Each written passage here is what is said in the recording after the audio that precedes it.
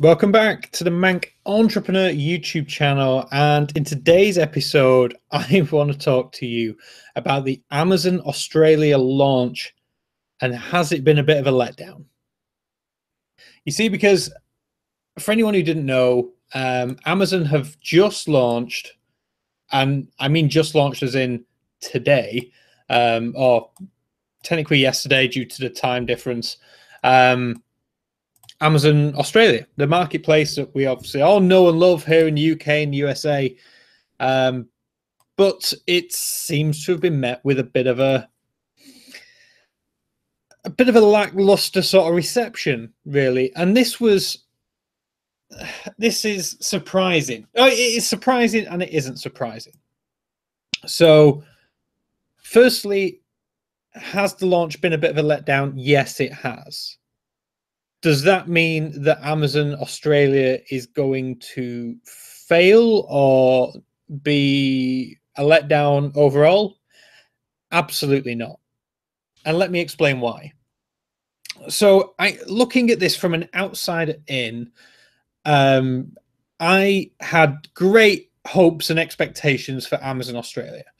Australia is one of the world's greatest e-commerce countries in terms of adoption. Like, they adopted e-commerce much faster than perhaps you could argue its Canadian counterpart, and a lot of countries in Europe. Australia just gets it. Australia gets e-commerce very, very well, to the point that eBay Australia, I think, is eBay's fourth largest eBay marketplace. So .com, and then .uk, .co.uk, and .de Germany are sort of tied, and then Australia as the next biggest one. That was the last numbers that I saw. Please correct me if you know any different. But for a country of Australia's sort of population size, that's impressive. You know, again, America's got a huge population. Germany and the UK both sort of around the sort of 70 odd million mark. Australia's way less than that. And it's curious. Like, so ebay.com.au has always been a fantastic marketplace and the only real marketplace within Australia that is on a sort of global level.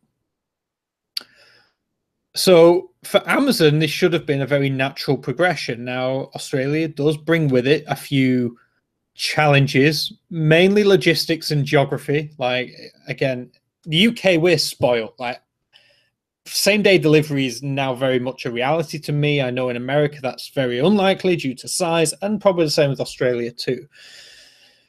But Australia, you know, Amazon are not stupid. They picked, you know, South Melbourne as their sort of warehouse location, their first FBA warehouse fulfillment center, and it made lots of sense. You know, again, looking at the map, Melbourne, you know, obviously Adelaide is close, Canberra, Sydney on the other side, Brisbane at a push is a little further north, but you've got a lot of population, and Melbourne is pretty much right in the middle of that little U shape at the bottom of Australia. So it made sense. And I guess we've been let down a little bit by times. You know, Amazon, for earlier this year, maybe in like March, maybe even earlier than March, had said, yes, we're doing Amazon Australia. We are going to launch in Q3 of this year. Now, I'd sort of earmarked that as meaning September. You know, it's going to be September, which some people argue is start of Q4. But I thought, yeah, September makes sense. You know, back to school, you know, the Christmas sort of holiday season starts. It would make perfect sense. And then nothing.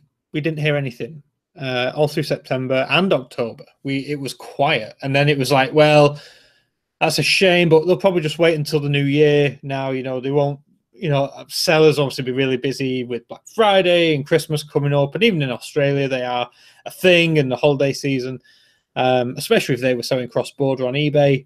They were expecting, you know, you're going to see a demand increase.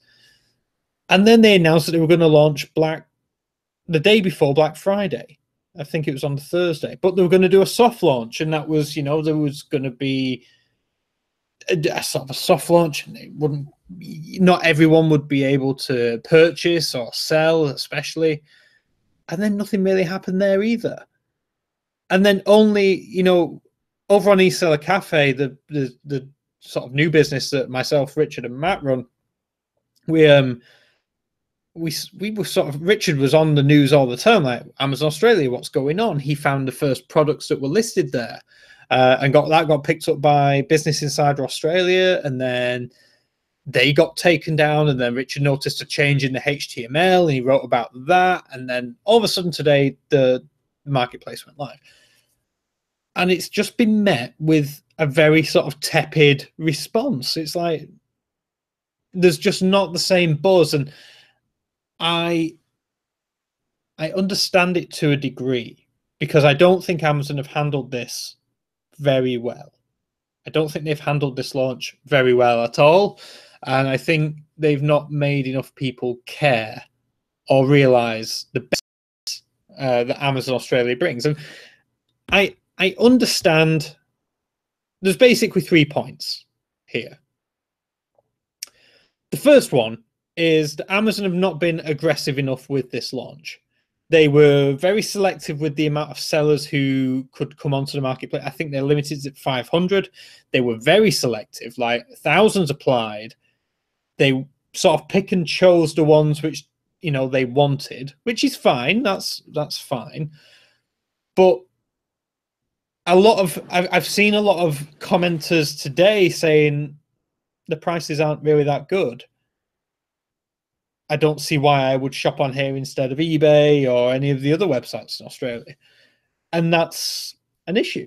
You know, Amazon, obviously years ago, they had price parity, which meant Amazon had to be the cheapest place that you sold something. I think that then got deemed illegal.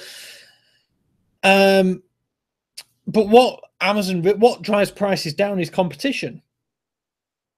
And Amazon have clearly not gone after that model. They've been very selective and obviously tried to capture as wide a catalogue as possible to sell on the marketplace, which is good. That's good. You know, that's a good idea. That's what I would do. However, if you've now only got 1 or 2 people selling the same product, they can list it whatever they want. And especially if Amazon hasn't got it, because, you know, that Amazon are they're able to negotiate better prices than most people due to size. But there's just not that supply and demand. The supply and demand is off. The supply is low and demand is equally low because the prices aren't good. So the more supply, the more the price competition comes in and drives the prices down, then demand goes up and the circle fulfills naturally. We're not seeing that. And that's what I think this invite-only model has let them down to begin with. And obviously, you know, it's a new marketplace. They need to make sure it's the Amazon brand protection. They need to make sure that the sellers they're bringing on board can fulfill the orders that the Amazon sends them, and they can do a good job, because at the end of the day, they're Amazon's customers. So they need to toe the party line for Amazon. That's the first issue. I think they've made a bit of a mistake there. Secondly, point number 2 is that it feels a little bare. You can go over, obviously I'm in the UK, but you can go over to amazon.com.au right now, click on a few products.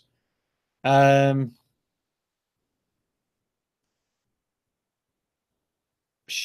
ships and sold by Amazon AU.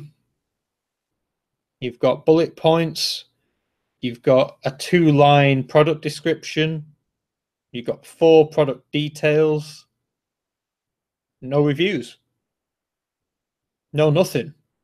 And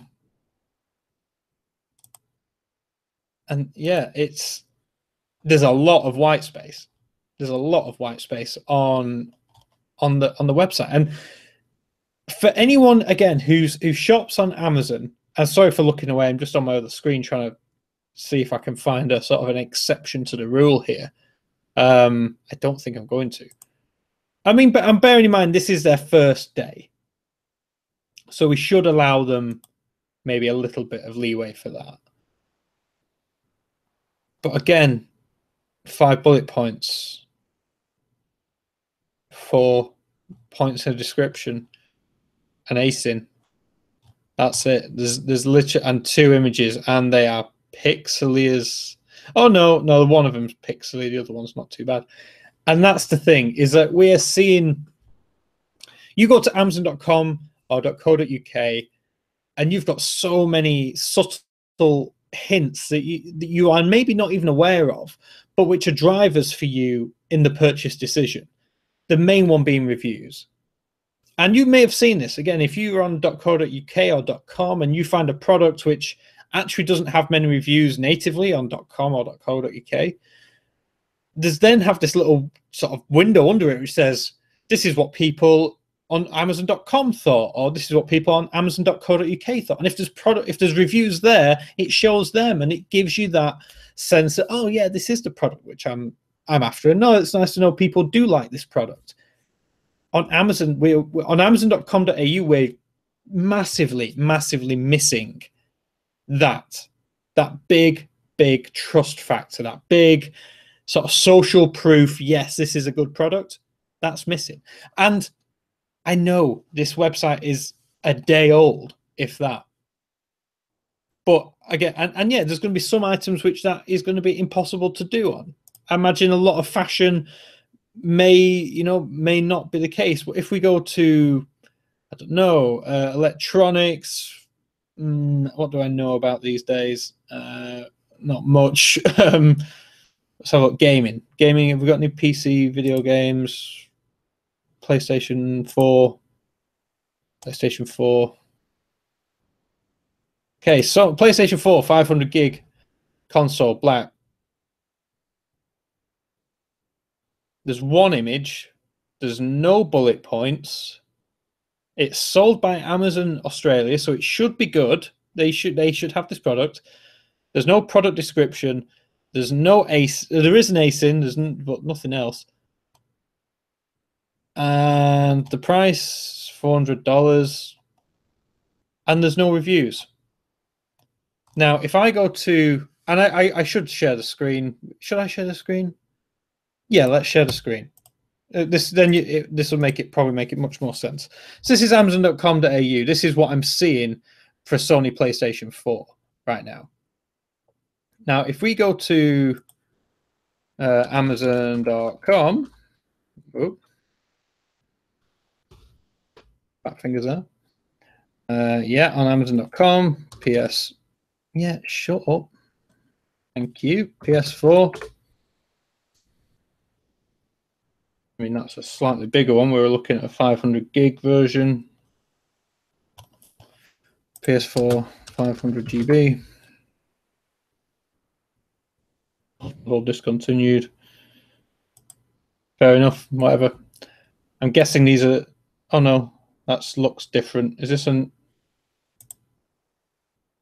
do we not do these ones anymore? No? Anyone? Anyway, let's just use this one for the sake of argument. I'm guessing they don't do a... Well, they got a white one. Oh, that's got one review. The white one's got one review. Shower review. Wow, so that's really gone well. Oh, here we go. We've got another one here. For just the same. Does that look similar? Yeah, looks similar. It's not the same. Don't know what the difference is, but okay. So Amazon.com. This is obviously a new box that we're seeing in now. This sort of trade-in thing. But you see what I mean? This is a much more from the manufacturer. Blah blah. Look at this proper page, video embedded. This nice product information. Questions and answers, 237 reviews. Amazing, truly a great console that is reasonably priced. Upgrade to this. Flash range.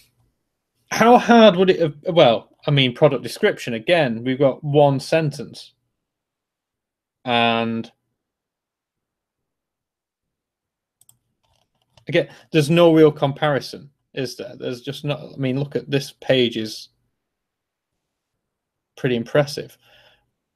But that's the problem. That's the problem what I'm seeing right now with Amazon Australia is, and yeah, I know you're not going to get a whole host of reviews in a day, but you've already got the product. You've already got the reviews on .com and .co.uk.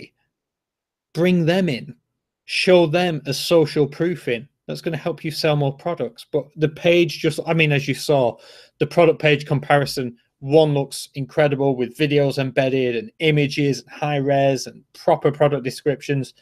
And one is 3 bullet points and a line and like 2 lines about what the product is. It's not great. It's not great. And that's, again, it makes the platform feel a little bit quiet, which is not what you need. You need the platform to feel busy and that you're missing out on something. Yeah, they really should be pulling in reviews from other Amazon platforms. And number 3 is currently there's no Prime shipping on Amazon.com.au. In fact, did they even advertise Prime anywhere? I don't think they do. I can't. No.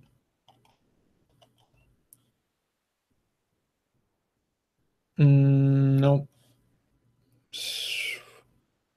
So they're missing out on the Amazon Prime, which is obviously one of the biggest drivers for Amazon. And obviously this will come over time.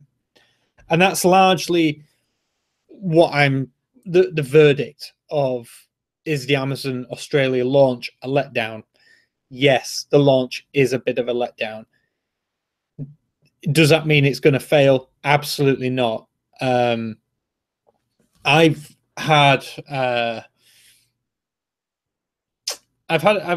can't say too much, but I know someone, I've got sort of an insider who's been working very closely with Amazon Australia on the marketplace launch. And he said they've ran into so many issues, so many problems.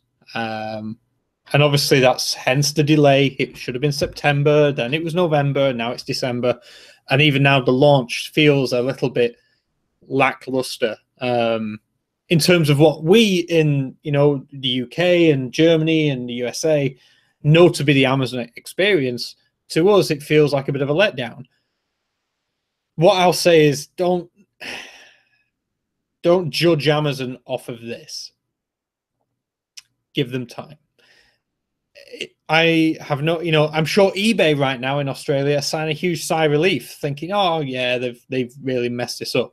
Don't sleep on Amazon, because as soon as, and you, like I said, the rumor is that they've just recently acquired some land in Sydney to build another fulfillment center. And as soon as the little Prime network gets up and running and the logistics all starts working out, Amazon will flick a switch and all of a sudden everything will just come together. I remember having a call a few months ago with a chap from South Africa who was trying to understand why us Brits and the US and the Americans loved Amazon so much. And when I explained to him how easy everything is and how well ingrained the Amazon ecosystem is, and once you're in it and you use it, you find it no-brainer value, he sort of got it. But until you experience it, you can only really imagine it, and it doesn't make all the sense in the world. Amazon Australia is live. That is the key thing to take away. Keep an eye on it, because, like I said, a lot of people are slating it right now, and Amazon may have a bit of a hill to climb in terms of how they're going to sort of win people round. It's what Amazon do. It's no-brainer value, and that's what Amazon do fantastically well. So yes, the launch could have been better, but does that mean it's good? Amazon Australia is going to be a failure? Hell no. It's going to be a huge, huge adjustment for Australia, not only for buyers but for sellers as well, and also for eBay. eBay. If anyone at eBay is watching this, and if you think you're winning, you may be winning right now, but don't sleep on Amazon. Whatever you do, don't think that you've got away with it, because you just genuinely haven't. This is from someone who's been an Amazon customer now for probably over 9 years. Yeah, about nine to 10 years. when it comes, when the value proposition arrives, you'll understand. It all makes sense. So is the Amazon Australia launch a letdown? Yes. Are better things going to come from it? Absolutely. Keep an eye on it. With that said, if you've enjoyed this video, hit that like button, subscribe if you are new, and share this video with anyone who you think might find it beneficial. If you are in Australia and you've stumbled across this video and you are selling on amazon.com.au, let me know down below what your thoughts are initially, how you're finding it, anything like that. I'd love to hear from you about what you think about the Amazon marketplace. With that said, enjoy the rest of your day, and I'll catch you, as always, in the next video. I'll see you then.